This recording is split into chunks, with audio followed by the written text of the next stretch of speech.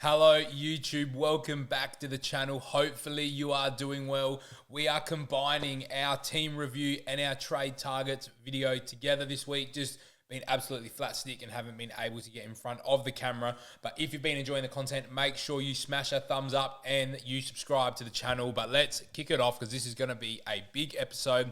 The number one trade target this week is Tom McCarthy, already up to 8% owned.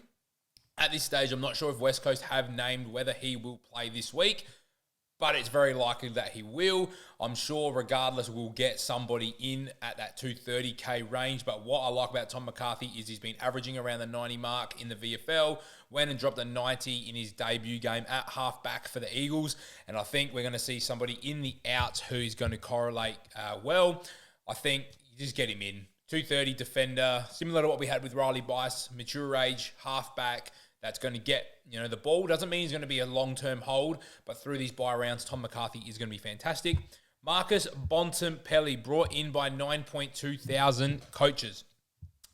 My concern with Bont is that he plays tomorrow night against Hawthorn, but the St Kilda, Richmond, Sydney, North, Adelaide, Brisbane, Essendon run is brilliant. I think Bont is somebody you want in your team at some point. Now, whether he is super value, I think there's a point in the season where you have to just chase good players. I would love to bring in Bont this week, but there is somebody who is absolutely killing my rank a lot more that I'm going to be bringing in. He's only 15% owned. What I'm hoping to do is next week when we get the next batch of players on bye, I'm hoping to look at bringing in a Bont next week. So that's my plans, not to get him this week. But if I could get him in this week, I would. I think he's the number one trade target. Set, forget. Let him sit in your midfield and let him cook. That's what I'd be doing with Bont. I would be definitely recommending him, but I'm going for him next week. Kai Lohmann, definitely the last week. You can probably get on a Kai Lohmann with an 8 break even priced at just a tick under 400. If you have a fattened forward that you want to move on, maybe it's a Max Hall. Kai Lohrmann's going to continue that cash gen. I don't really want him as a F6. I'd rather get him on the bench but use him through the bye rounds, but then still have a strong forward line structure. But I am moving a Hugh Boxall to a Kai Lohmann. So that's the kind of move I'm making. It's costing me, 40K or so to move up, but Lohmann will continue to make money. So that's how I'm justifying it. Caleb Mitchell got his first game for the season, 92% time on ground, half back, I believe he was playing from what I've heard. Interesting to see how, look, the Richmond matchup is juicy, but I think it's a bit too much to go straight into, especially as a straight mid with no flexibility. I just think that's one we're going to let go, but maybe off that round 14 bye, if you've got guys in round 15 that you want to sort of move money around to get, he could be somebody that looks really good. Riley Hardiman, a lot of people are talking about Riley Hardiman this week. I'm a bit concerned at him. I'd almost rather just go with the Tom McCarthy 230 option because with Hardiman, yes, he had 10 marks and 28 touches against Collingwood. He'll probably do it against West Coast, but North Melbourne are just a bit shaky with what they're doing structure-wise at the moment, and I'm a bit concerned that at some point Sheasel might go back there or Colby might go back there or Fisher comes back in. There's just so many moving parts when it comes to North Melbourne. I was pretty hot on this move at the start of the week, but the more I've thought about it, I just think the risk is too high that he's going to drop 40s and 50s on us, and I just don't think at 490 that's what you want to get. Brian Myers, we spoke so much about him last week. I will talk about him in my team review. I did bring Brian in last week. I think he has big scope to be top 6 forward at the bottom end of that, obviously, but the marks are big. He's got 9, 6, 9, and 13, and it's correlated with some really, really good scoring. That's more than just a trend. Even if he can sit at a baseline of 5 marks, kick the odd goal, and go from there. He's only kicked, 4 goals for the year, so there's still scope for him to keep kicking more goals. I think he's a fantastic get at 888K. Campbell Gray, I'm just going to say no straight out.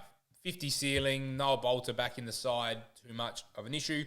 Connor Rosie, if you need a defender, 100% go and get him in your defence coming off the bye. GWS isn't a great fixture, but Melbourne, Sydney, Carlton aren't bad. We know he's going to be fantastic. Matthew Kennedy, I love this pick. I'm tempted to go there.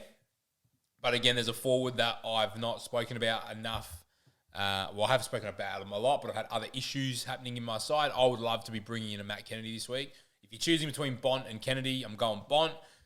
I think there's going to be a period where Kennedy might have a bad game because he's gone this ton run recently. He's been fantastic. I think he's going to drop a lower score at some point, and then hopefully he can come back into the mid-9s, and that's when we jump. Tristan Sherry, straight swap. If you've got a Rowan Marshall, you gain the fixture. Angus Sheldrick, I think similar to Kai Lohman, probably the last week to get on a Sheldrick at 560 if you want to cash out of somebody who's a bit of a concern or maybe on buy that you've got, maybe in that 700, 800K range that you want to get off of. I love the Sheldrick move, and it has to be this week. It has to be for Richmond before a bit of a tougher run. Other than that, there's not a whole lot here that I'm going to talk about, so let's move into the outs. Riley Bice, one who's leaving my side. Levi Ashcroft, I can understand why people are selling. This week I'm holding. Cleary, Trainer, Marich, Reed, El Hooley, Boxall, Marshall. Only sell if you're going to Tristan Sherry, Hall, Langford. So a lot of those rookies that people are cashing out of seem to be the main selling points there. So that is the big trades. If I go back to the ins this week, if I'm looking at bigger players, I'd be looking at a Bont as an in. I'd be looking at a Kennedy and a Connor Rozee if you don't own them.